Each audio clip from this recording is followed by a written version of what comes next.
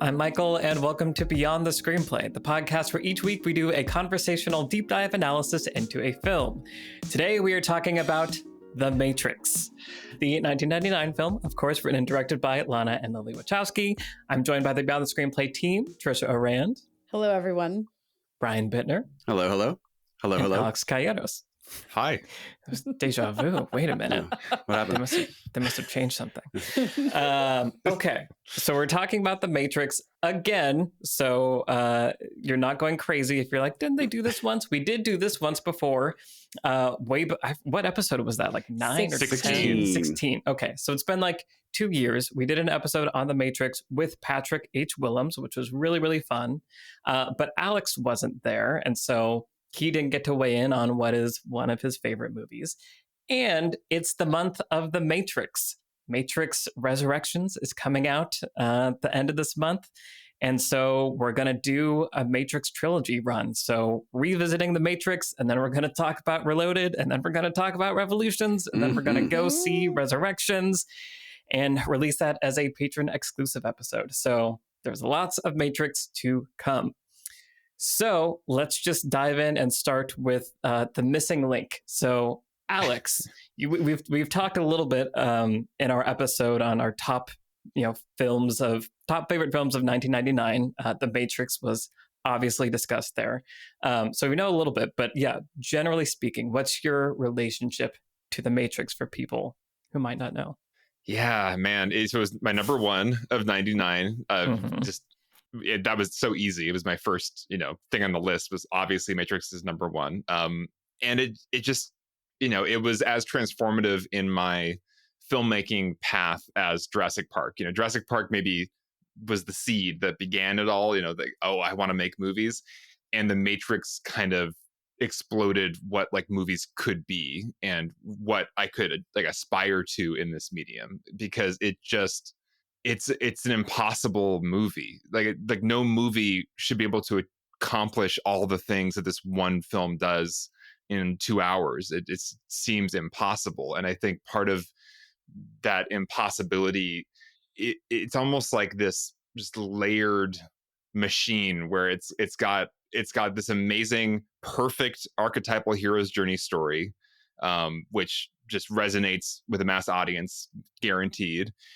Every moment of it is political and spiritual and philosophical, and there's every scene you can approach it from different interpretations, or there's layers of meaning in every moment of this movie in a way that it seems like it just kind of was beamed down to earth and like couldn't have been made by humans, because how could any human like pack everything with so much meaning and have it all work so well and have it still be an entertaining, awesome action movie that also changed how we watch action movies, and also, brought cyberpunk, this literary art form, into this like perfect cinematic expression. Like it does too many things at once so well that it just shouldn't exist. So, because usually what you expect from any work of art is, they really aimed high. They really aimed for, they want to do this and this and this.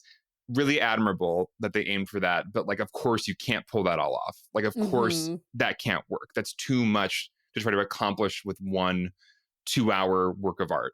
And this movie does it. And almost nothing I've seen does as much as this movie does with the time it has, with the story and the resources that are available to them. It's just, anyway, so it's hard for me to even talk about, because it's a magic, impossible movie.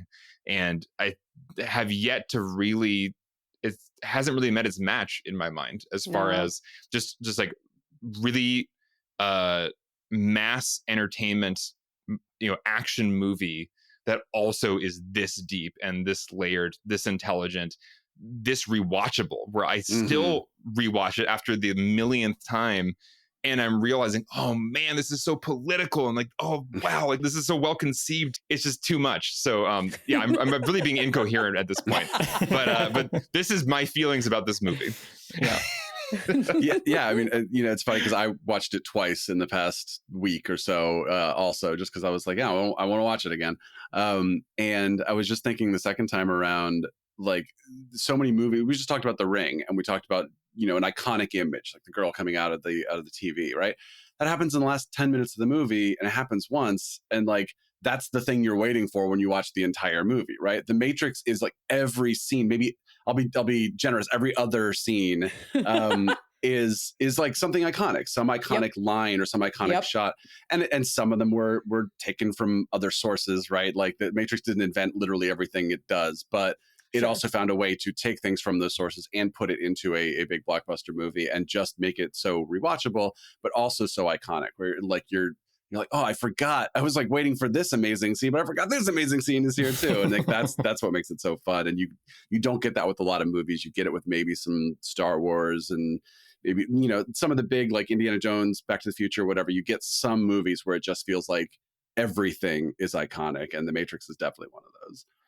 I have a slightly more coherent thought to add to my ramble. I think part of what also was so powerful about it at the age, because how old were we when this came out? 12, 13. Yeah. So that is a very that's a formative developmental moment. You're becoming a young adult. And I think this movie is so impactful to like that 12, 13, 14-year-old because it's almost like psychoactive. Like it activates an awareness in your mind of systems and like constructs. Like I think there's a developmental psychology term actually called like construct aware. When you become aware of, you are living in a society, in a political system, in a economic system, you become aware of the constructs that have been invisible to you as you've grown up, swimming in that water. Right. This movie is basically just, showing you in so many ways, look at these constructs that envelop your life, through metaphor, but also sometimes quite literally, with the life of Mr. Anderson and his economic situation and his job. And it basically just asks you to question the constructs that you've always been in. And I think that's a really, like, it's a mind-blowing thing when you're 13 to have a movie so clearly open your mind up to that way of thinking. So that's Free part of your mind. Yeah, it's part of why I think it just like changed my life at that point, beyond just my filmmaking. So jealous of people who were 13 when this movie came out. That just feels like the perfect age. I was like, first year at college, kind of getting a little, what's kind of jaded, and just sort of like, oh, this movie's cool, but like but like to have been 13, just I can't imagine. Yeah, when I think about this movie, or like the more that I sort of revisit it and how it is so perfect, there's this miraculous sort of efficiency and tightness to it all, that doesn't feel simple. So it's kind of what you're saying, Alex, where it's like it's operating on a spiritual level, it's operating on like a psychological, philosophical level. It's also like being incredibly entertaining, just like on a basic plot, character, movie level. Like in no scene am I ever confused? Am I ever lost? Does it feel like there's a stray or extra like line of dialogue that doesn't need to be there, right? Everything has just been like cut down to within an inch of its life. And yet the way it's constructed, like so many of those lines are doing, 8 different things at the same time. They're offering you like this interesting philosophical idea while they're delivering exposition to you, while they're doing a character thing, while they're setting up something that's going to get paid off later, in addition to just like being like an iconic character moment or like performance moment for the actor. And so I think that's part of the reason why when you watch it, it's like no tiny bit or hair of it is wasted. It's all just loaded so much with like dramatic impact and meaning, and it flies by. Is the other thing, is that it's so tight and like it just zips past you that you never have the even like a moment to take a breath, much less be bored, right? Mm-hmm. And so I think that also gives it its rewatchability, where it's that layering where you're getting something new from the line, where the first time you watched it, you were getting the plot and the exposition. The second time you watched it, you were getting the character thing. We're like, oh my God, Morpheus feels this way, right? When he says that. And then the third time you watch it, you're like, but wait, how is that related to this like idea? So it gives it that rewatchability. And yet you're not dwelling too long on it because they're on to the next thing. And the next line is just as loaded with meaning and all this stuff. And so it's just, and the scenes are just like, I'm using dialogue as an example, but the scenes are like an extrapolation of that, where the scenes themselves, like wall to wall, are constructed that efficiently and tightly, and then just knit together in just this very, very like strong chain of causality where there's this propulsion to the thing and it just pulls you all the way to the end. And every single thing it promises you, it delivers on like 10 times over in a way that you couldn't have guessed. But it's just so satisfying when you get there. It's what a masterpiece. Yeah. Yeah. So like rewatching it, I feel like my like the rose-colored glasses of nostalgia have sort of worn off, and I feel like I've been able to look at this movie a bit more objectively in this most recent rewatch, and then also watching the sequels in preparation for those episodes. Like my brain has just been doing a lot of like compare and contrast and like trying to really pull it apart and understand like, why does this one work and those don't, but why does like this work period, even like in relation to other things, because there aren't other things like the Matrix really that does all these things like we're saying.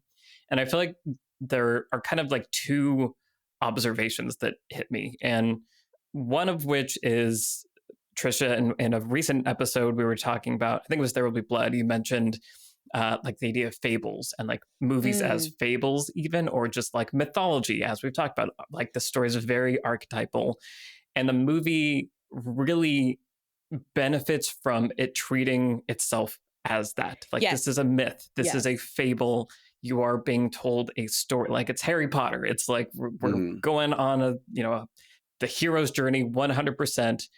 And I think that buys you things that you would otherwise need. Where like I'm thinking about Neo in this most recent rewatch, and we know almost nothing about Neo. Like Neo is a pretty blank canvas, and obviously intentionally so, but like he's getting older, has a job he hates, stuck in this, like all of his situation is very symbolic and stuff, but he has no backstory essentially, but also doesn't need one because of the kind of story that he's in. And so I think the idea of movie as myth paired with the genre of action movie just like doubles down on that, where like we don't need our action heroes to have complex backstories and like deeply moving character arcs about their relationships and families and blah blah blah. Like we don't need a bunch of that to drive the plot or the experience from moment to moment.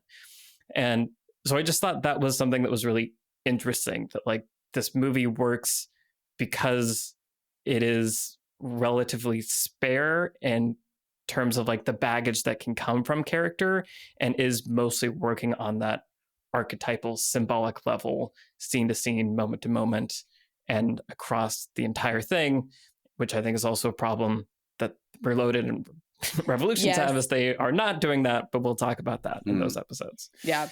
Well, I do think that there's something about this perfect package of this first movie where, because we don't go to Zion and because we don't get into like the weeds with the world building, everything can still function as allegory. Like things aren't super literalized, and there isn't like there aren't a whole lot of like everything in this film could be read as allegory, metaphor for something in our worlds, and it functions that way as like this self-contained allegorical tale, fable, like you said, Michael. And I think I really felt that rewatching the second two movies. It's like I don't want to know all this. I don't want to see all this even. Like this isn't interesting anymore. Like this world was really cool when it was still a mystery, when it wasn't so fully fleshed out that it's become like almost not exciting anymore because it's just kind of drab.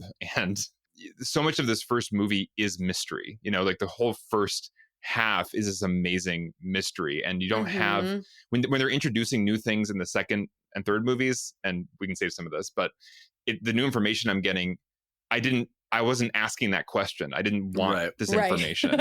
And like I Yeah. had no interest in this information, but it's being given to me. Whereas as we explored in our video that featured Patrick about the Matrix, one of the big things this movie does is raise questions early on that we desperately want the answers to. And so all the exposition is so exciting and so rewarding to get. And it's almost like this movie gave me all the exposition I needed about this world. And so everything that comes afterwards is like extra, and it's kind of weird and kind of all over the place. And I wasn't dying to know it. So yeah, it's I'm excited to explore the next two movies for sure. Yeah. Well, to both of your points, Michael and Alex, I was thinking a lot about the characters this time around and how much you benefit from, just being able to rely on character archetypes, especially within the relationships. So, like, this is a love story. Right. and that's what they tell me. And Neo dies at the end, but Trinity loves him back to life. And because of all those scenes where we build all the chemistry between the two. This is what I'm saying. Right. Like, if I have to criticize one thing about this movie, which I don't, but I think that one of the actual on paper weakest aspects of it is the love story component to it, because Trinity and Neo say almost nothing to each other, or very, very little to each other. And because we don't have any context for their characters, there's very little to help us understand why they would be in love, right? And sorry, go ahead, Michael. Just, I feel like the one scene where I was like, was that the moment where they exchanged like stuff? Was like he was driving by like on the way to the Oracle, and he was like, I used to eat there, really good noodles. And like, she like kind of smiles, and I'm like, love? I guess love. They're bonding over. Question mark. Yeah. Well, that's the whole thing, is that we're not offered context for their characters, and we know nothing about them outside of the Matrix. And like the real world Matrix, the context of the Resistance, etc. And ultimately, I think there are reasons why it works, but with any attempt to ground the characters, I feel like the strings start to show in the problems with operating in archetypes.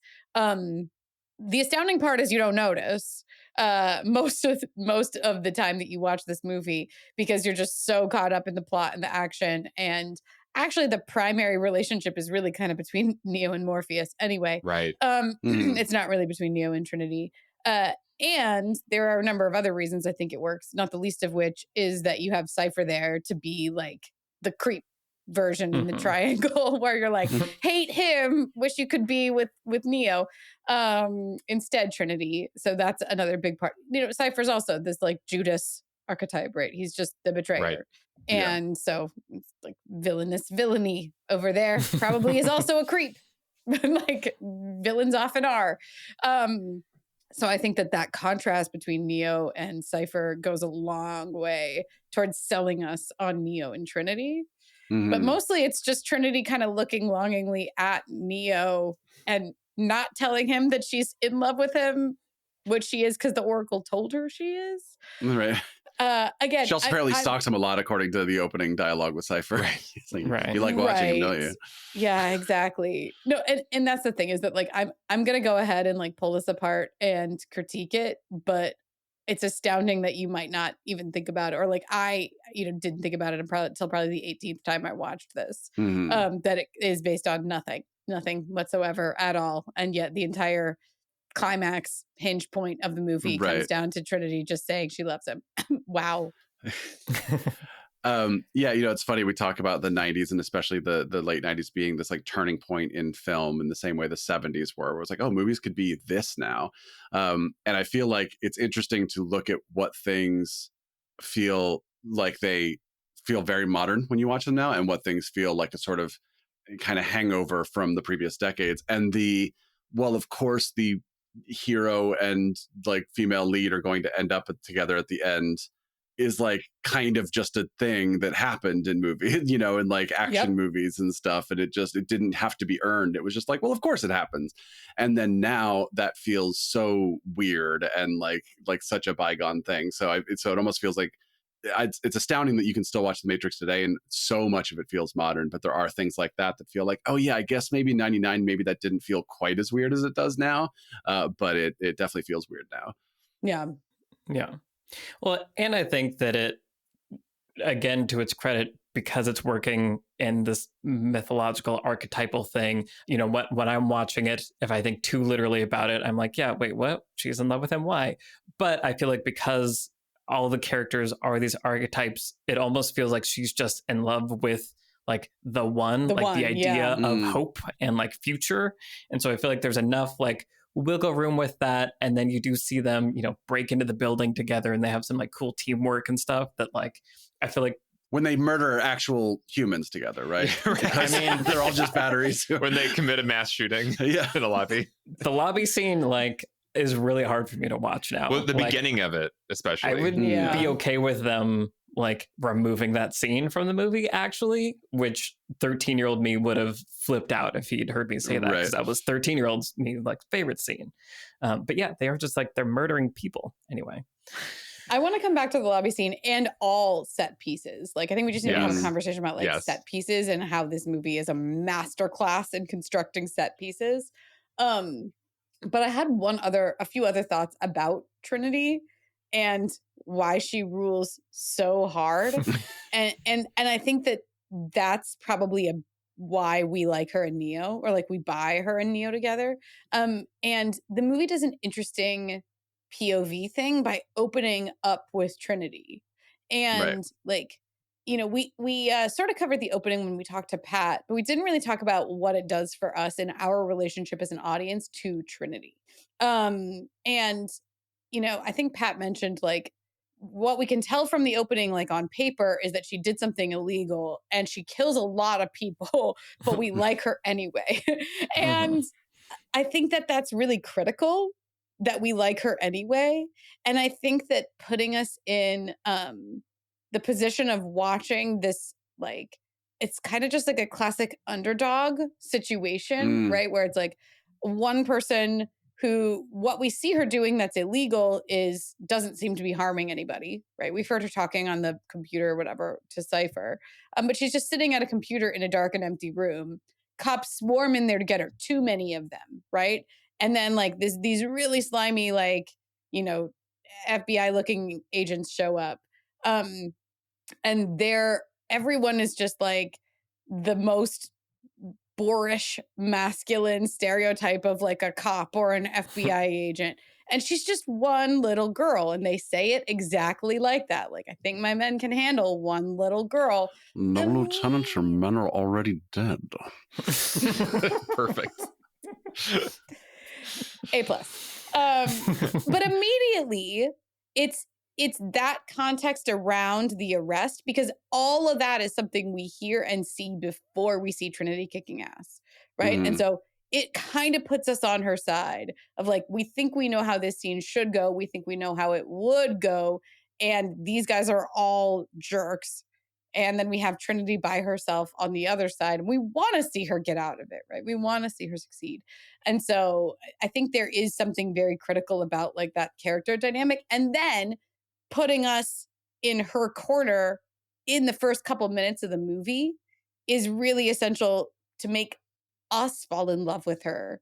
And I think that if we fall in love with her and we fall in love with Neo, we do the work of falling them in love with each other. All right. And we don't need to make the movie do it. Does that make sense? Yeah, sure. Totally. Yeah, I mean, even something as simple as think about rewriting one line where she says, "Are there any agents?" And he says, "Yes." And she goes, "God damn it."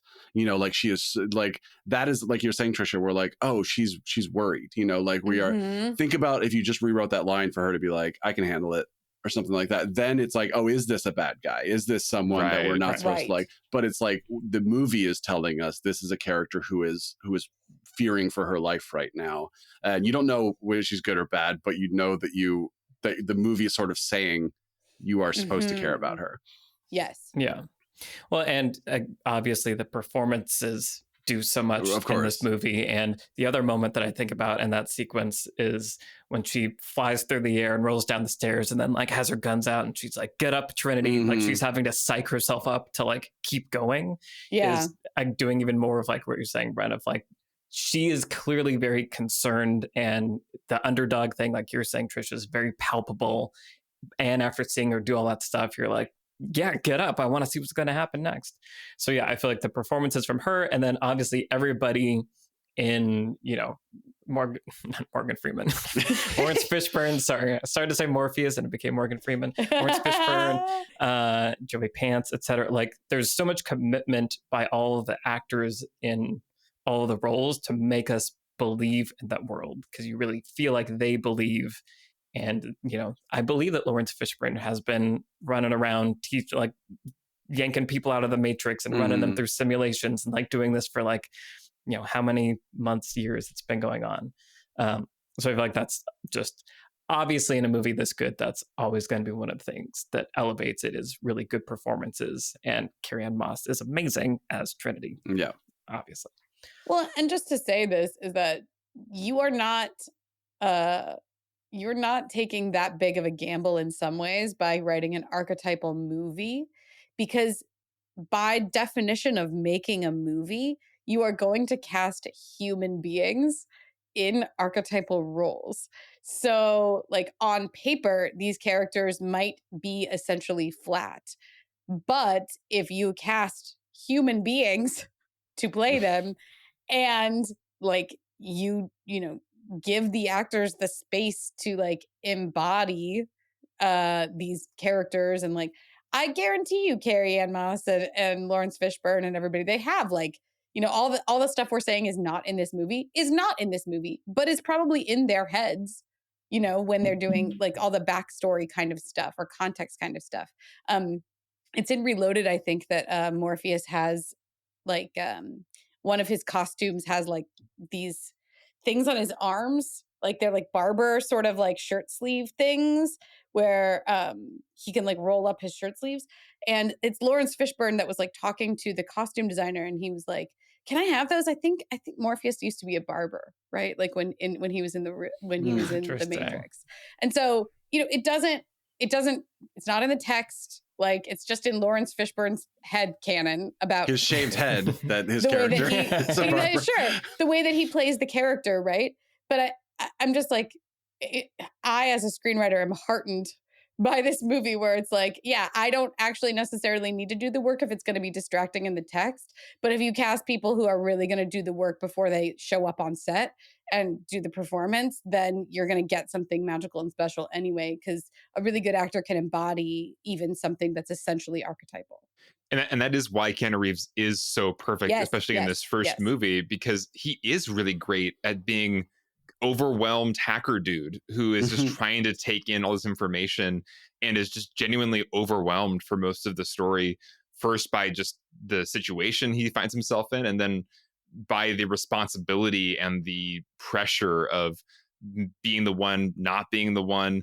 Oh crap, Morpheus's life is in my hands, what do I do about that? He's kind of in this like decision paralysis and overwhelm for most of the movie. And Keanu Reeves plays that really well. You know, you kind of want an actor who's not too coming on too strong, you know, somebody who's kind of more passive and receptive. But then he looks amazing in those fight scenes. So he really checks all the boxes for this movie. And once again, in Reloaded and Revolutions, it feels like Neo is now needing to go to more complex places and go maybe on a more dramatic character arc, and he's still playing it all pretty, you know, I don't know, like chill. Yeah. And that is a problem. But in this first movie, it's perfect. Yeah, I mean, we'll talk about them for sure, but there's all kinds of performance directing things that are going on there. But I feel like the other thing to kind of round out the character thing is that, like, you know, when something is archetypal and used well, as we're saying, we don't need all that backstory and complexity, because often, like, at the end of the day, a character is like the context that they're in and their choices in their given situation. Yes. And we always know in this movie Neo's situation and like what's happening. Like we understand the things he's being pushed and pulled from. So when he's deciding, I'm going to turn and fight Smith, it doesn't matter what he was doing when he was 5 and that he had a toy that he fell in love, like whatever, that doesn't matter. In this story, we're only concerned about like these big choices, and we always have a handle on each character's objective and the obstacles and the context, or we have questions around those, but they're the right questions where it's like, Cypher, he seems bad, what's he up to, what's going to happen, what's Trinity's secret? So like we have the curiosity and we have the fundamentals, and they're like rock solid in every scene, and I think that's why you never feel like you need more from the characters. Exactly. Yeah, definitely. And there is the sort of Distant Hills thing going on where there are these little clues about things that we don't fully get. So there's more questions in our head, like, you know, you were saying the costume, Trisha, or even the get up Trinity. It's like that line doesn't need to be there, but that line is just giving us that little extra information about Trinity. A line I think about maybe once a month is when the two agents walk in and Agent Smith is like leaning over Morpheus and he goes, "What were you doing? What were you doing?" Right. And but like the fact, so like this is now telling us that there is this disconnect between Smith and the normal agents because they're all like part of the same program, but two of them don't understand what the other one was doing. So that's kind of giving us a little clue. And the other thing I was really appreciating is people talk about this as being like one of the most stylized movies ever, and it's surprisingly restrained when you really look at any given scene of the movie. There's not, you know, it could have been so easy for them to like put 3 times as many shots in slow-mo, and for them to have every camera shot be like a Dutch angle or whipping around people, but you get a few of those every scene, and there are choice moments. But otherwise, we're in a sort of realistic, or, you know, sort of normal filmmaking kind of language that's happening. And I think that it's the combination of, like you were saying, Michael, the actors just feeling like they're in this world, and the fact that the movie is not trying to blow your mind every second. It is making you believe what you're watching, and then now he runs up a wall, and now this crazy thing happens. But like the rest of the time, we are feeling like we are part of this world. And you can just feel the Wachowskis, they just draw from everything, you know, so they're drawing from all of film history, and that's part of why a lot of the film does feel almost classic in the way it's shot. You know, they're doing some cool noir stuff. They're shooting things that are hearkening to different eras in film history, but not in the way that's beating you over the head. They're just using the best techniques from everybody to tell this story. And, you know, one thing that may set this movie apart from the next two is also just the fact that they had to storyboard out every single frame to ease the studio's fears about these relatively newcomer directors taking on this big budget action movie. So they hired, there's the whole story about they got these like Marvel comic book guys to actually draw every single frame of this movie. And that's basically what ended up on screen. And I think, you know, being forced to go through a process like that, you can just tell that this was, every shot did have this much thought put into it. It wasn't just kind of, they didn't wing it on set, you know, and then it goes into the editing too, which we could talk about, but the editing is pristine in this. There's no cut that I would change. Like they're down to the frame. The edits are correct, and the way one shot flows to the next and the way scenes transition between each other is just like an incredible flow. You never get bumped out of the movie by the edit. It's always just pitch perfect. Totally. Yeah, I was really appreciating that this time around too, where it's like if Neo is seeing something for the first time, then the camera is going to stay with him and we are going to kind of take everything in, which is obviously normal filmmaking language. But then we earn the right for the edit to be like, boom, now we're on the next scene. Boom, now like you already know how he gets from point A to point B. So boom, now we're in this new place. And yeah, the editing just always feels like it's doing, like you said, Alex, the right thing. Like it's meandering when it should meander, and it's jumping when it should jump. Right. Well, like, having to balance all of those things of just, you know, what editing is basically. It's like creating a good experience, but also conveying information, but keeping everyone like grounded in the physical reality, like that it's doing all the, just like everything in this movie, it's doing all of those things at once in a way that's so smooth. And to just jump back really quick to the cinematography, there was a moment that stood out to me in this movie, and oftentimes the moments of cinematography that blow me away are not the flashy ones. Like, I'm actually sad in Blade Runner 2049 we didn't get to talk about Robin Wright's office, because it's just, it's a police office, but like every just like medium close-up of her is like the best freaking shot I've ever seen. Like the lighting, it's so goddamn good. And in this movie, it was toward the end when Neo's like, we got to go in to save Morpheus, and Trinity's like, that's crazy. And it's just these like close-ups back and forth, but like the shot of Trinity is just so gorgeous. Yes, like, when she steps forward and she's like giving him her speech, it's like the best moment ever.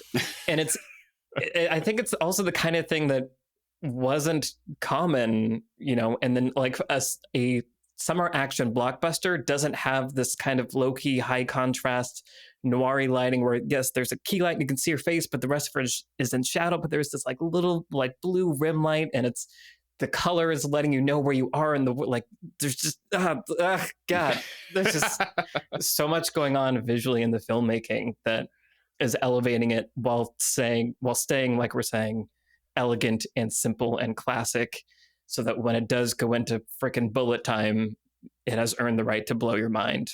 And so it does.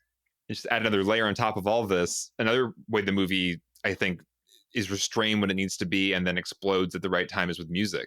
And the movie isn't necessarily wall to wall in your face music at all. There's a lot of really quiet sections, a lot of scenes without music, and then when it does explode, it just gives you that thrill. And I'm thinking of this same scene when Neo says, I'm going back in, and Trinity is like, no, I'm going with you, and then like that music kicks in with like the kind of like the Terminator percussion-y, hammer being hit, metallic, something. And it's just the best thing ever. But the Don Davis soundtrack is so interesting because it's not like anything else. It's not like a Hans Zimmer score. It's not like a John Williams score. It feels like it just came out of this movie and couldn't have come out of any other movie.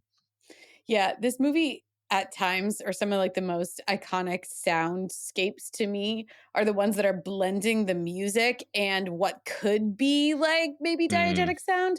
And so it's like those little metallic like kind of things where the agents are there, or like when the mirror is kind of like it's like a shimmery sound together. Thank you. what I didn't do a good job, like I thought I nailed it there. Thank you.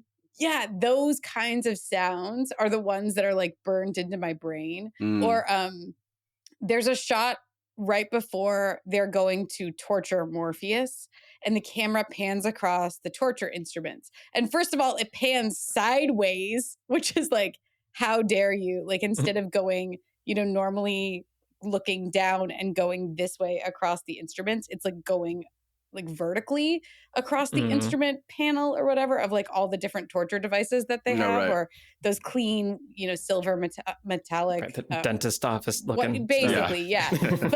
But there's a sound in the soundtrack that's another one of those like sort of metallic sounding shrieks almost. It's like across that, and it's all of that working together. It's the cinematography. It's this really interesting like look at that array of tools that's from a different angle than you would expect. It's a panning shot, right? It pans across.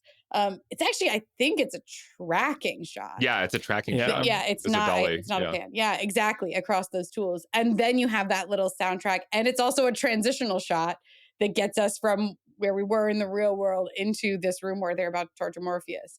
And so the attention to detail with, as you're saying, the edit, the cinematography, the sound design, as well as the music. The music never feels like it's gone.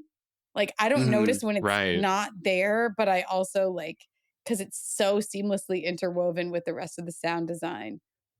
Yeah, it seems like it comes out of like the fight scenes when when Morpheus is getting just beat up by Agent Smith.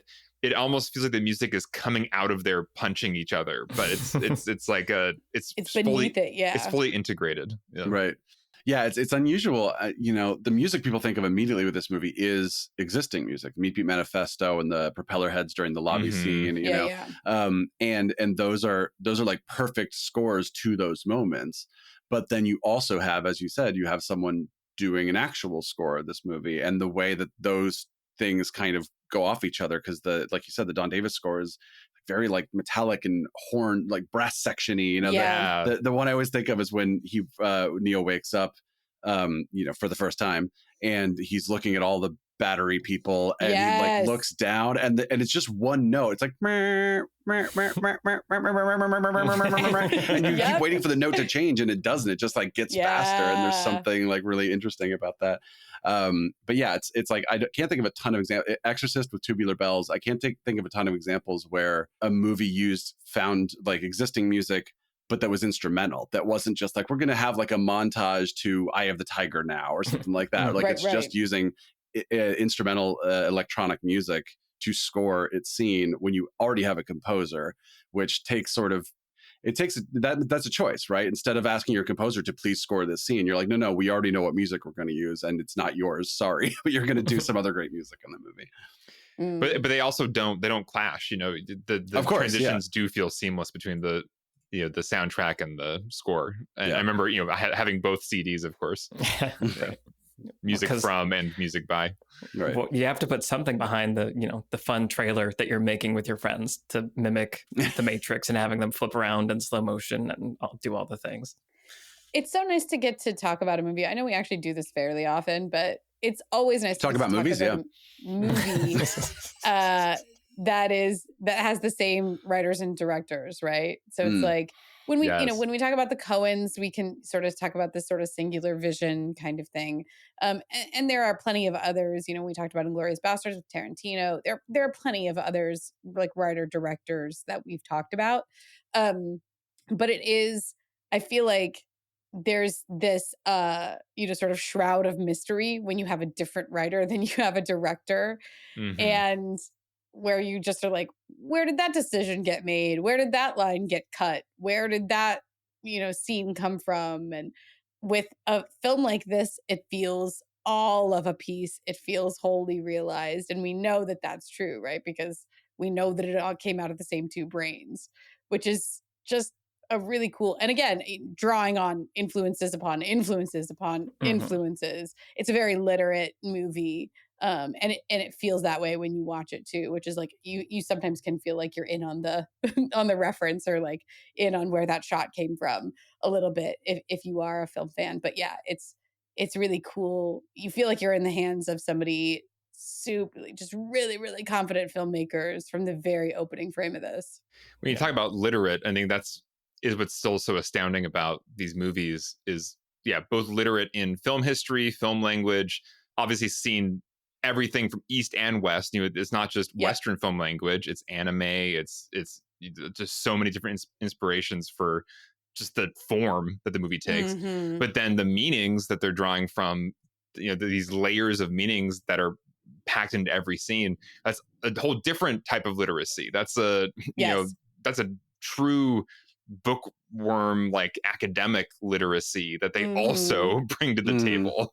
So that's part of what is like too much about this movie, in a good way, is like how even two people, like how did two people like have enough bandwidth to take in all of these sources and pack them into this piece of art. Like that still boggles my mind, because you'd really have to be a true like Renaissance man or woman, to be interested in this many things to this depth, to then be able to translate it. Yes, there you go. The translate piece is the really hard piece too. Right. Yeah. Right. So just once again, impossible movie, so impressive. Can't believe it exists. Yeah. Well, so we're going to talk a lot more about the Matrix. I do want to talk about, before we go, just the set pieces that are here, and the second half of the movie, like I think you were saying earlier, Brian, is just like non-stop, and just the dominoes that fall like each one is just like a solid good domino, and it falls and it hits the next one directly exactly the way it's supposed to, and each one has weight, and it just builds and builds and builds in just the best possible way. And like we were just talking about, Neo's going back into the Matrix, Trinity's going with him, cue that song. We see Smith, we got like the evil monologue villain thing happening while they're breaking into the building. And I think this is something I was thinking about also, is like all of that sequence just takes place in a building. Like it's a skyscraper, it's a big building, but it's like, this is our location. And we're going to track our characters as they go from here to there to there to finally arrive at their destination. And I think this was also in my brain because I recently watched Shang-Chi, which I will talk about in what we're watching. But it's a Marvel movie. It does a lot of things really great, but there isn't a need to be as economical now with your locations, because if you have a big budget, you can start in one part of San Francisco and drive a bus across the whole thing, and like things exploding the whole time and all this stuff. But I love that the Matrix is so focused with its fight scenes and all of its scenes, but just like it knows its location. It's like, we're going to be here and we're going to do everything we can in this location, and then once we've exhausted it, we're going to move to the next one. And it's just so like satisfying to just see it happen. And those are also the constraints that the characters are going to work with, so it makes you lean in because you understand the boundaries of what's happening in the story. Boundaries and spaces, like spatial coherence is so important for a good action scene. And when he's facing off against Agent Smith in that subway, I understand the space. I know what they're working with here. And I mean, they're going to interact with the space. They're going to break the space. A train's going to come at some point. Like that is what makes for good action set piece, is like, this is the stage, go.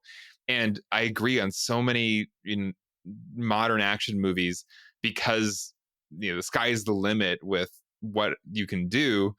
That's great, but when that means that like space doesn't matter and nothing matters and everything is anything, and people can fly for like 100 miles and land here and then keep fighting there, like I really lose interest, because I don't have any sense of like what matters anymore. And this movie, no fight scene is like that. Every fight scene has those boundaries, has those constraints, and I understand the stakes. I understand like the danger. People are in danger. Like people can die. All these things are important, I think. Well, and the locations of the different action set pieces are also operating on kind of like a thematic character level as well. So thinking about the one where they're in this, the building where Morpheus gets captured, right? Which is the building that they go to before they go to see the Oracle. Now, I assume that's just where their entrance point is. Then they have to get in the car, go to the Oracle's building, get back in the car, and go back to this like brick building sort of thing. But the interesting thing about that building where Morpheus ultimately gets captured is that it's kind of this like gothic, it's got that huge staircase in the middle, very dramatic staircase with the black and white pattern tile on the floor, and those like sort of huge drapes at the windows, very dramatic drapes at the windows, and moth-eaten carpet, and the black cat walks by the like arched doorway, right? It's all hearkening back to the building where we first met Morpheus. So stylistically, that building is referencing visually the building where we first met Morpheus. It's creating this texture around the character of Morpheus with this sort of like Victorian, almost gothic. Alice in Wonderland is the other clear reference there, right? Which we get those references all the time with Morpheus, but the black and white pattern on the floor is also a reference to Alice in Wonderland and Alice Through the Looking Glass. The black cat is obviously an image that's actually Alice in Wonderlandy as well. And so lots of these things are creating this texture and feeling to that ultimately ends up being sort of thematic when it becomes the place where Morpheus meets his doom in a lot of ways. At the same time, the building where they're holding Morpheus later has this corporate sterility to it in the same way. Literally that the two Neo's words I was going to say. Corporate sterility, really? Well, sterile, but yes, like I was like corporate and sterile. I Those mean, are the two. it is exactly that, but that harkens back to the office building where we see Neo working in his cubicle earlier in the movie. And it becomes this turning point for Neo where he, after that set piece, realizes that he is the one. The subway is this like really urban city, sort of dirty place that we see, which is, of course, a literal like journey into a cave and you come out somebody different, right? That's like a classic archetypal transition location. So the spaces themselves are incredibly well envisioned and designed where they're operating on a different level in your brain, or like they are signaling something to you in your brain that you might not even realize that they're signaling. And at the same time, something as simple as the dojo where they have that training sequence, it's so light and bright and airy. The walls are made of paper, right? Essentially, there's this safeness to it. It's clean. It's like in contrast to the world of the Matrix, which I'm like, the Matrix itself is so dirty, right? It's this urban environment. Whenever they like jack into the Matrix, it's this urban environment that's incredibly dirty and gross, and everything is graffiti, and there's just like trash everywhere all the time. And people live in gross apartment buildings. But the dojo is such a contrast to that, where it's signaling to you this is this like clean, safe space where Neo can just, there's no danger. It's signaling to you visually that the stakes are low here. We're going to learn something. We're going to have fun, but it's just like a pure training sequence. There are not, real world grounded griminess to it. There's not real world stakes to it. And the space is what tells you that. Yeah. And then there's color palette on top of all that. Everything is very gray and kind of dull in this movie, whether we're in the Matrix or whether we're in the real world. But there's still a choice of like the real world, we're wearing kind of light gray, but then we're going to go kick ass in the Matrix and we're wearing like shiny black. And the people in the Matrix, when they're just like wandering the streets, they are all wearing black and white. But then there's an occasional like woman in a red coat, or then eventually the woman in the red dress and the red pill, and then of course there's the computer green over everything. And it's just, there's a very clear, and that'll be interesting to talk about with the sequels too. There's a very clear choice about with all the colors and everything, basically every art direction thing, there's a very clear choice being made. Yeah, for sure. And we will next week with Matrix Reloaded. For now, let's go into lessons we're going to take away from the Matrix. Who wants to start? Alex. All right. Yeah, let's go, Alex. My lesson is really about originality and like what that even means, because this movie we all think of as it's so incredibly original. Like, where did this come from? I keep saying this is impossible, but really what it is a result of what I mentioned earlier, which is the Wachowskis are incredibly well read.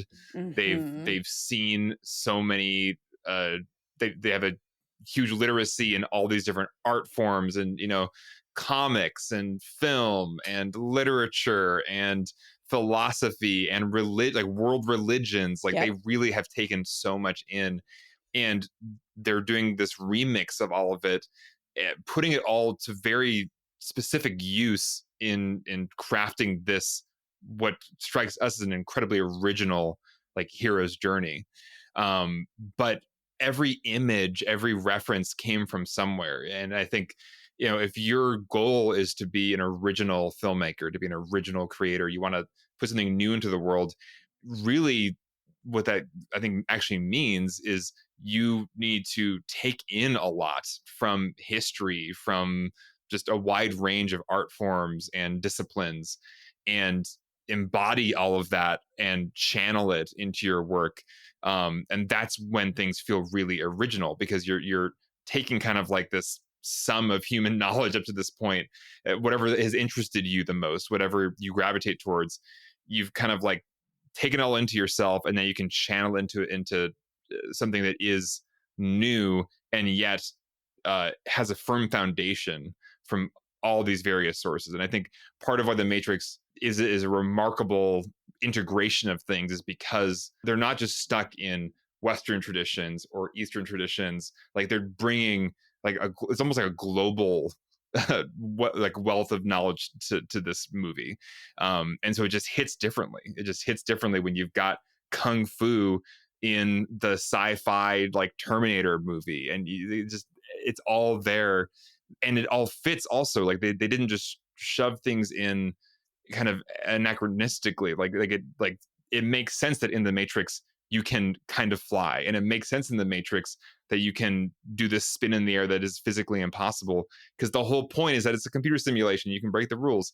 So it's just what a brilliant way to take, if you're the Wachowskis and you are into so many different things, what a brilliant concept to come up with, to be able to put everything you love into one movie.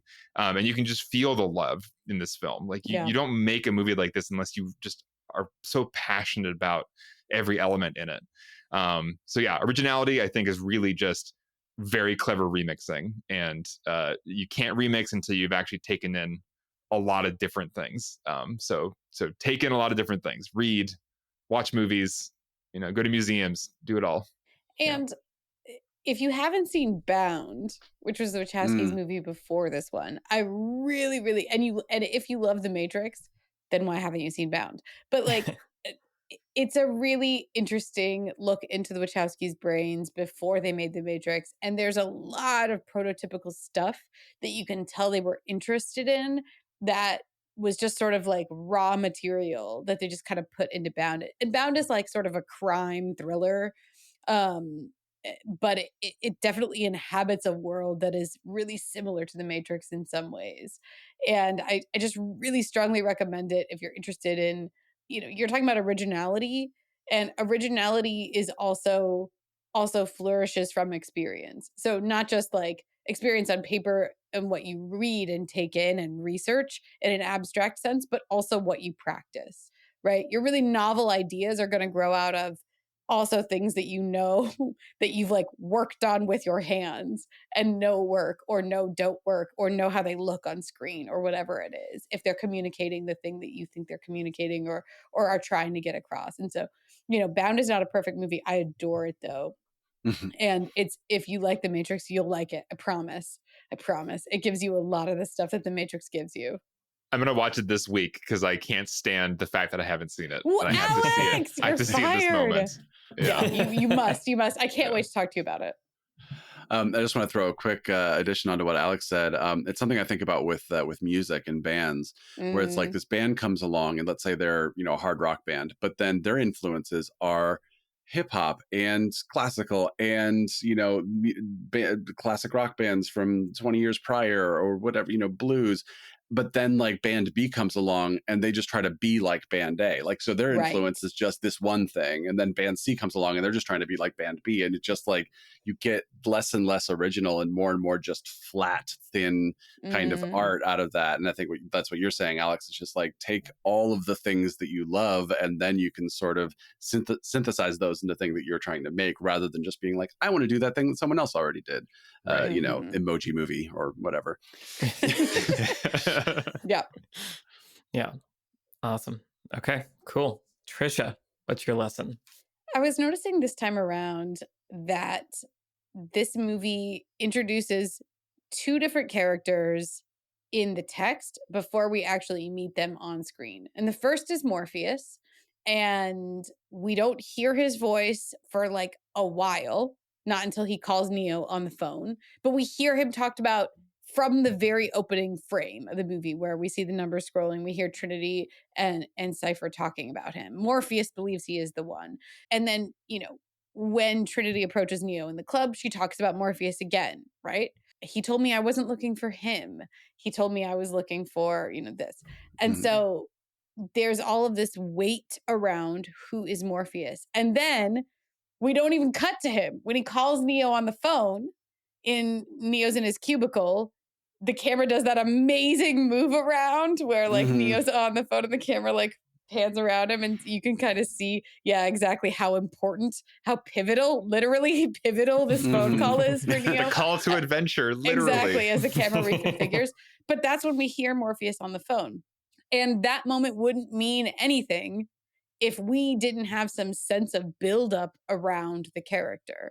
And then when we meet Morpheus, finally in real life, the hype is just so high for Neo and for us. Who is he going to be? It creates this myth around Morpheus as this great mentor archetype, right? Where it's almost in like, you're not the same Gandalf who did this and that. And he's like, yes, I am that Gandalf. And you're like, oh my God, really? Again, you're not the Obi-Wan, really? Old Ben Kenobi, that guy?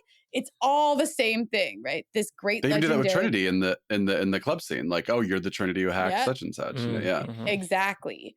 But yeah, the mentor archetype is made more powerful when we have some context around it in the world to create a level of reverence from the central character for the mentor. Now, we also hear about this with the Oracle.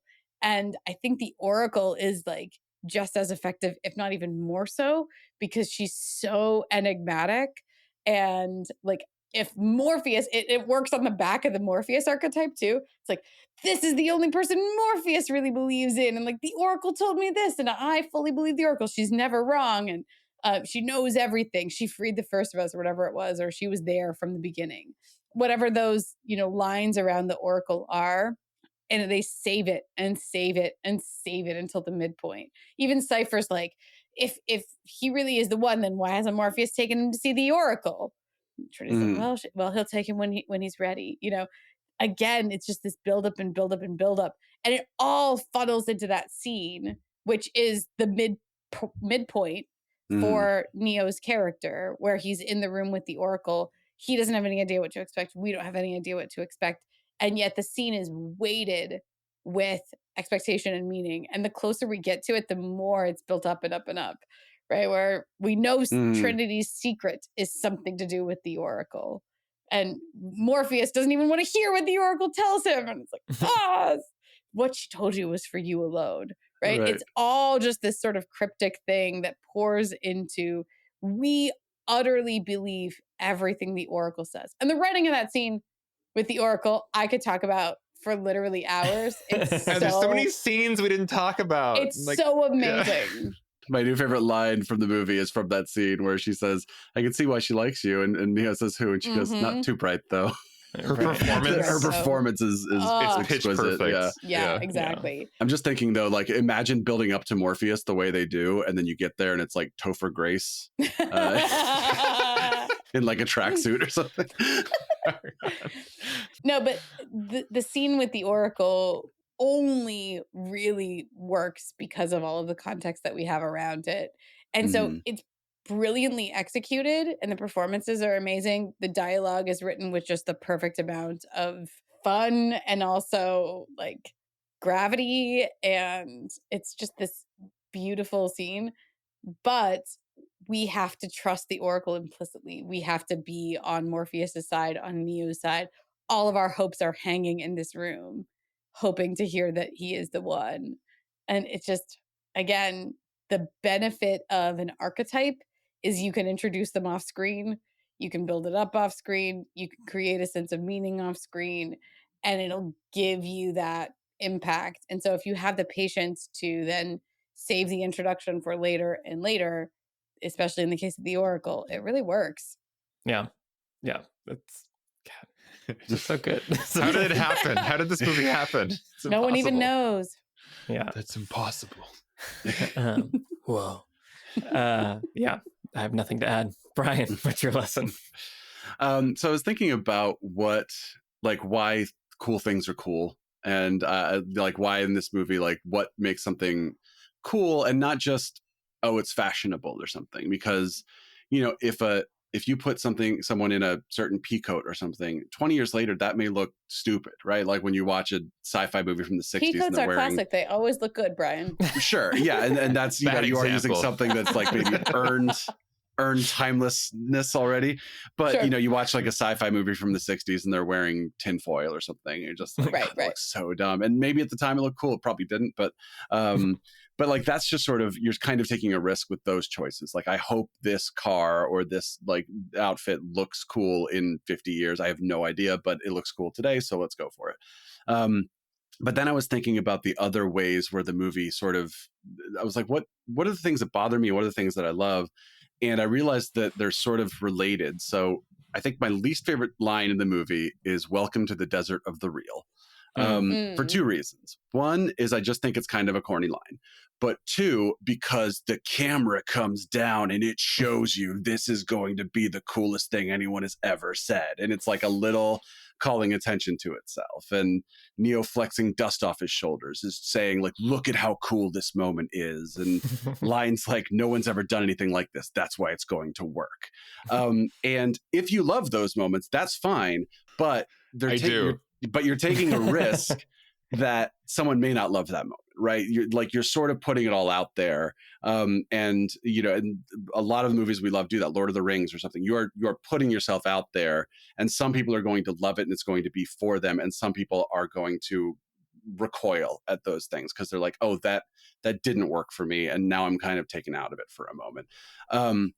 So the flip side of that is I was like, what are the things that are really cool? And I was noticing there is like the extra level of cool that so many scenes in this movie have. So like when Trinity jumps across the building in the opening sequence, she doesn't just land on the other side. She lands on a platform and then does a little roll and hits the ground and keeps running, and imagine if she had landed and like gotten up and turned and looked away.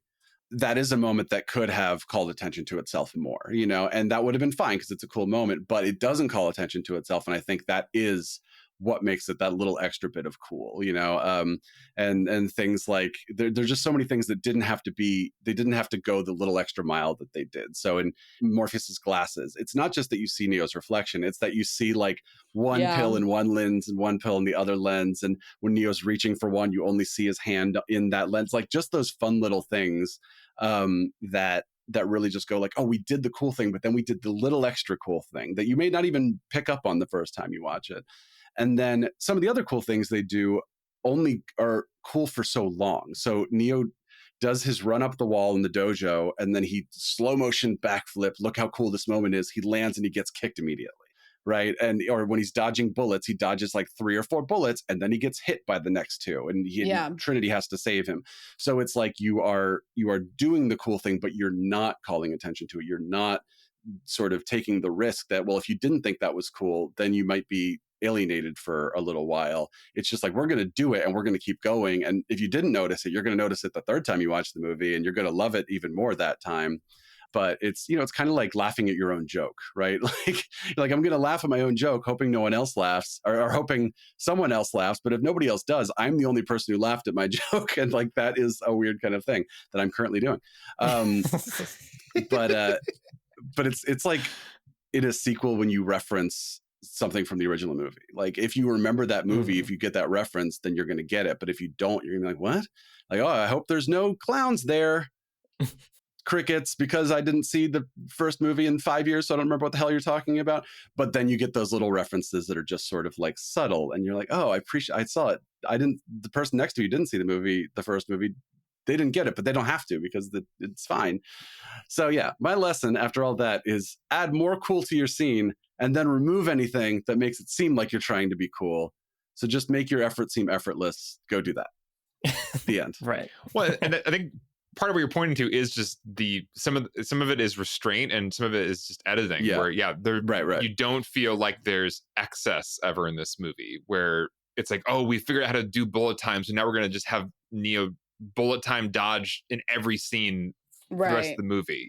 There is one shot that's like the bullet time of the bullet going through Morpheus' leg is a little bit like we didn't need that. Yeah, that was a little extra, but yeah. Sorry, but relatively speaking, compared to some other action movies, like I do feel like minimal. They have a lot of tricks up their sleeve in this movie. They pushed visual effects in all these different ways, but they don't I don't think they ever overuse those visual effects. They really use them at the moment of like most impact and then move on. And yeah, the uncool feeling I think comes from, we think this is really cool, so we're just gonna like wallow in it for too long and ruin the pacing, and you're kind of bored now. And a movie is cool when it just keeps going. See The Matrix Reloaded.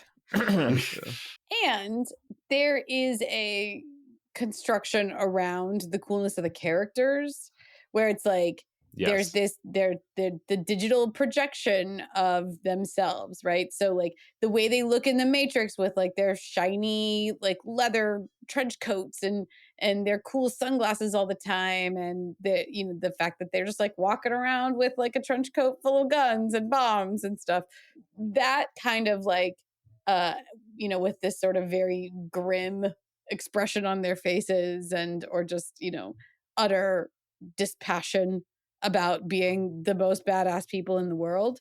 It's all kind of built into the conceit of the Matrix, right? Which is like they are showing up for battle. They're resistance fighters. They get to pick how they look, right? There's a little bit of like a video game aspect to when they're actually in the Matrix that I think gets you a lot of that stuff where it's like, yeah, of course, Trinity would be wearing this like amazing coat and like these amazing boots because they're not real, right? Like, and she's already like stronger, faster, and better at everything than like a normal human because to her, it's kind of a video game. So, like, there's this like badassery sort of built into the plot around like some of that stuff. So I think that gets you some stuff too, just in terms of like how stuff looks and like characters that have swagger to them. Mm-hmm.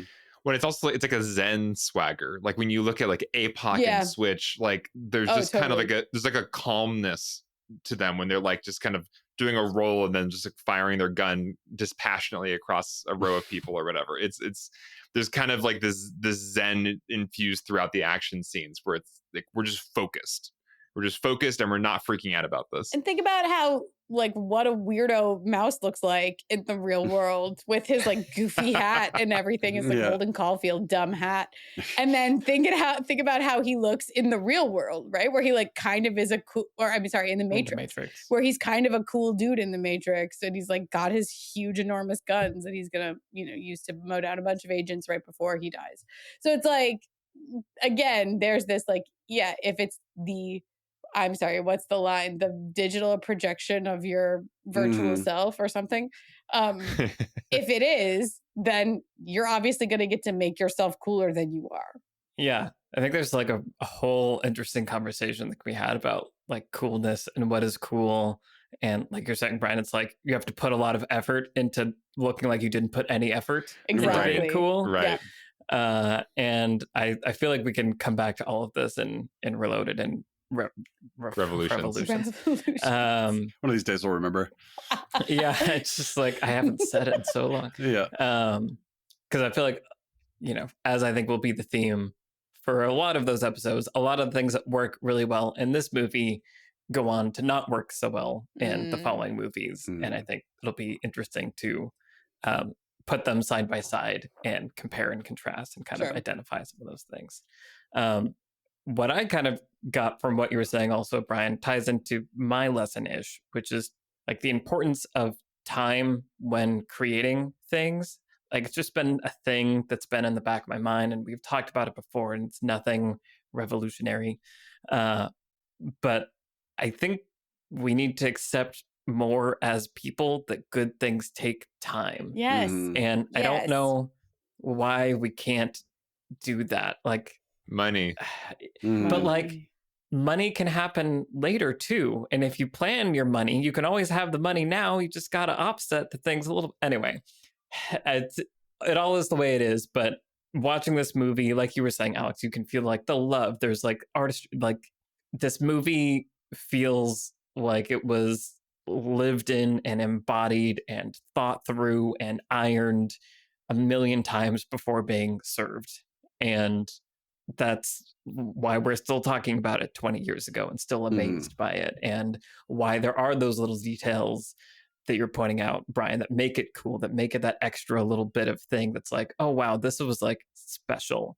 And yeah, quality takes time, and that's not revolutionary, but I think it's good to be reminded of that. And that was just something I was thinking about when watching this again. It was like, I'm so glad that it took the time that it did to make this movie. And I think I'm also thinking about watching TV seasons and people can have years to work on a pilot, but then it's like, okay, now go write a season or go write another True Detective season 2. Yeah. Right. We need it next year. So you have a 10th of the time that you had before.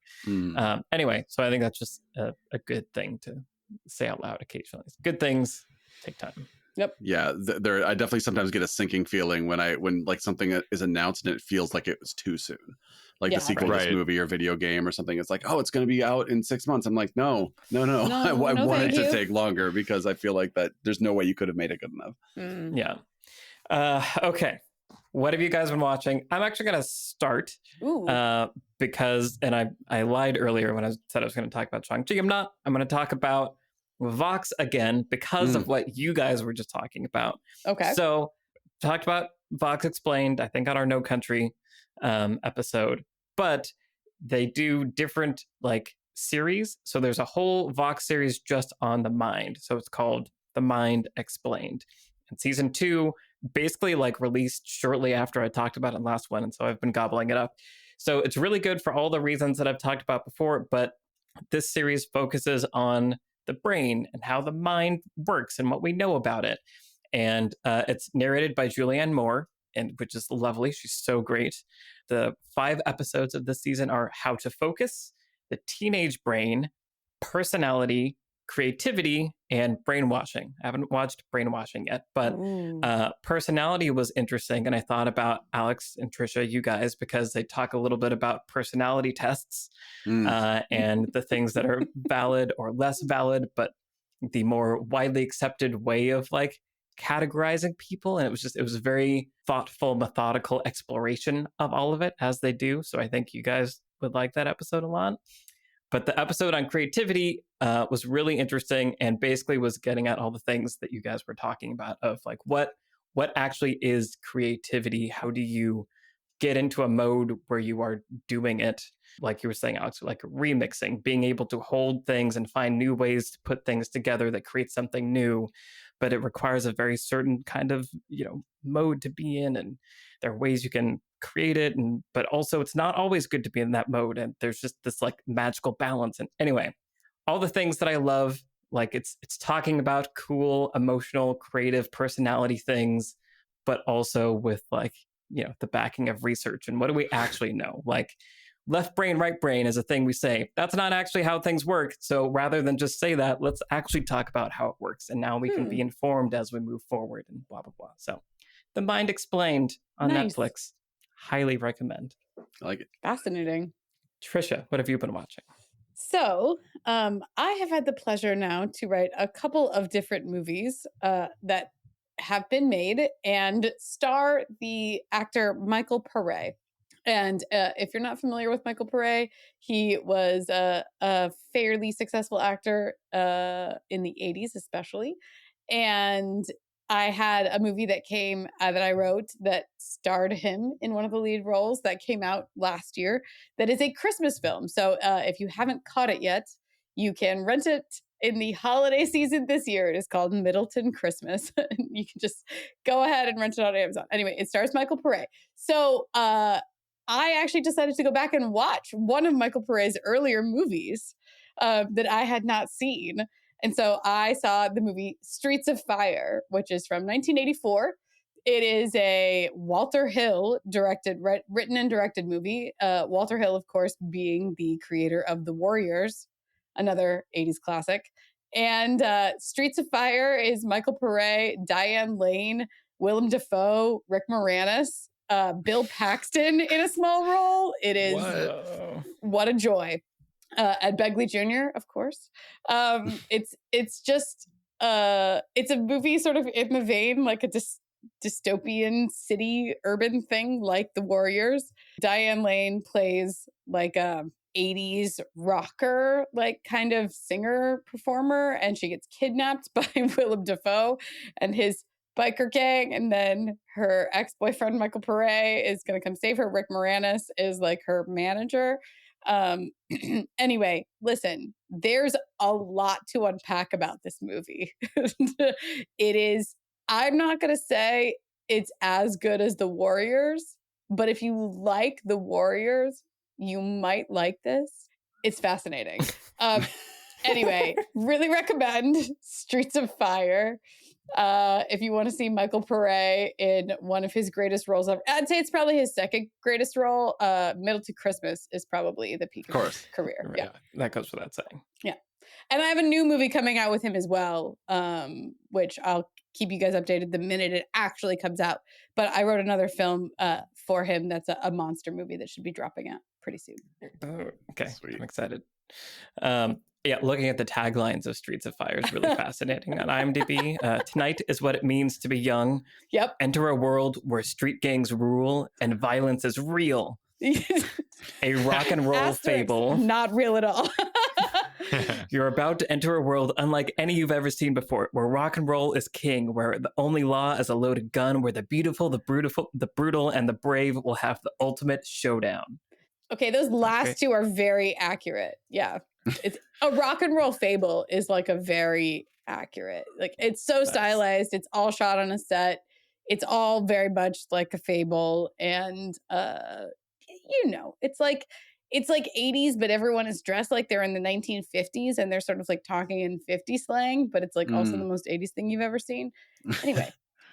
Streets of Fire. Trailer's amazing. Awesome. Okay. Yeah, just watch the trailer. Honestly, you'll get most of it for fun. But anyway, really enjoyed it. Enjoyed that experience. So excellent. Cool. Okay. Streets of Fire. Brian, what have you been watching? So I've gone down a rabbit hole of documentaries about musicians.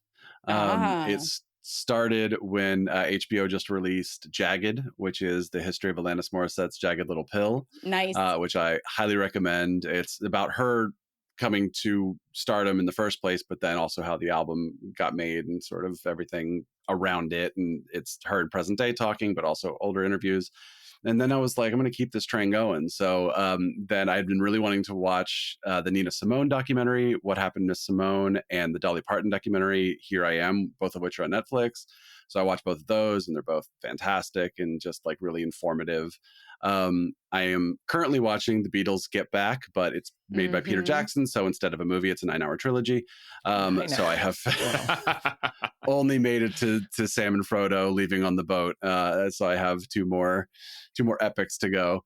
But then the one that I wanted to focus on was Kurt Cobain montage of Heck, which is on HBO Max. And it's interesting. When the documentaries match their subject, the Nina Simone documentary is sort of solemn, and the Dolly Parton documentary is just a blast. It's just like so much fun to watch. And this really is maybe of any documentary I've ever seen, the one that the most just it uses the form to really capture what it is trying to do. So it's part normal documentary, Chris Novoselic, Courtney Love, Kurt Cobain's mom, like telling stories and that kind of thing, the sort of normal documentary stuff. And then sometimes it's just a music video where you're hearing a song and you are watching just like footage and photos and stuff. Then there are Kurt's audio diaries that he had kept, some of which from when he was like 15, and they animate the footage basically. So you are seeing an animation of a 15-year-old Kurt Cobain like playing his guitar while you're hearing real audio of 15-year-old Kurt Cobain, which is really fascinating. And then sometimes there are just uncut stretches of home footage of like they're in the bathroom and they're having a conversation about something for 2 minutes. So it really, and it gets dark when his life gets dark, and it really like it's really heartbreaking to watch. So I actually don't recommend it if you are just sort of curious about Kurt Cobain and his life. Like there are probably better documentaries, or go read like a Wikipedia page or something. But if you are a fan and you're willing to take a sort of a bumpy ride, it's like a good 2.5 hours that sometimes is just sort of slaughtering you with imagery and moods and feelings and kind of ugliness. It's absolutely worth it if that's what you want. Because I was just like a mess by the end of it and just really heartbroken. So I recommend all of everything I said, but that was the one that I wanted to kind of call attention to because it just felt like it was such a different approach to making a documentary about someone's life. Nice. That sounds intense, but awesome. Yeah. Cool. Awesome. And Alex, what have you been watching? Well, it's something that I want to watch because I've been wanting to go back and revisit some Werner Herzog documentaries.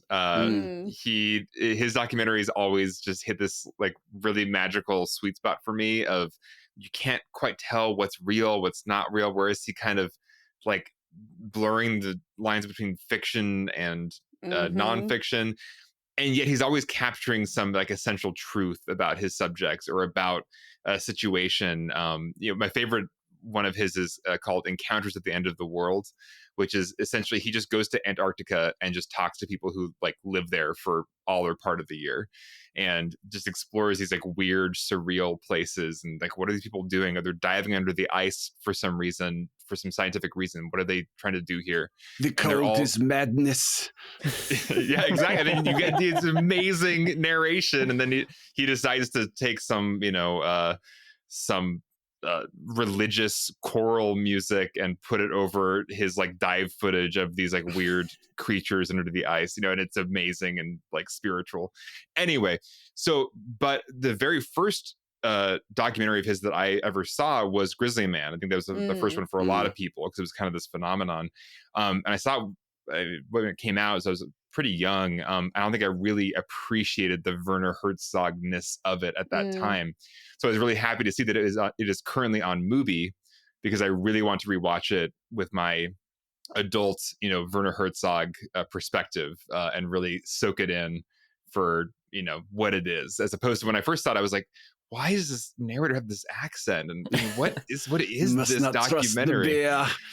But now I understand. Now I can get into that wavelength, and I'm very excited to revisit it. So that is currently on Mubi, and I was very excited to see that. Yeah, Grizzly Man is a trip. Because I feel like I've only heard you talk about it, which was also a trip. But I've never actually watched it, so I need to watch it. Nice. But yes, so this episode of Beyond the Screenplay is sponsored by Mubi, which is the curated streaming service featuring exceptional films from all across the world. So they have documentaries like Grizzly Man. Also on Mubi right now is The Graduate, which if you haven't seen it, I have a sneaking feeling. With you? Yeah, and I think there are probably some young people listening that probably have not seen The Graduate. And I have just one word for you, just one word, Mubi. Which is a joke you'll get when you sign up and watch The Graduate. But they also do like really fun collections. So like for Halloween, they had John Carpenter's like a double billing. So Escape from New York, which I've never seen, but have played Metal Gear Solid, so I kind of know a little bit about. And then there's a Terrence Malick double feature happening also. I cannot wait to watch that Terrence Malick double feature because I actually love To the Wonder. And the double feature has more of the Javier Bardem storyline from To the Wonder, which I'm obsessed with and wish there was more of. And so I cannot wait to watch that. Hold on. I have not seen To the Wonder, and I'm a Malick fan. So now I have to watch that as well on Mubi. Yes, you do. So many wonderful things to find on Mubi, and they've always supported the podcast, supported the show. So we are big fans of them on many levels, obviously. They are our overlords. Oh, boy. Anyway, you can get 30 days of Mubi for free when you sign up at mubi.com/beyond the screenplay. So head there to get a whole month of cinema for free. It's great. There's lots of things to check out. This has been our conversation on The Matrix, beginning our month of Matrix here. I feel like we covered some good ground on The Matrix. There's lots more. I think we can come back and circle back as we move forward into Reloaded and Revolutions, and we'll see. We'll see about Resurrections. Yeah. I want to hear how you guys are feeling about it, but maybe we'll start off the next episode with that, with the a good idea. Temperature taking of how we're feeling going into this new one. Yeah, so much to talk about. Yes, as always. Okay. We want to say a big thank you, as always, of course, to the patrons that make this possible. Thank you, everyone, for listening. Thank you to our producer, Vince Major. I'm Michael Tucker, and I've been joined today by Trisha Rand, Brian Bittner, and Alex Coyotes. Our Twitter handles are in the show notes. Send us a tweet that's like a GIF of the Matrix. That's always fun. We like those. And we will see you guys in the next episode. Bye, everybody. Bye-bye. Bye.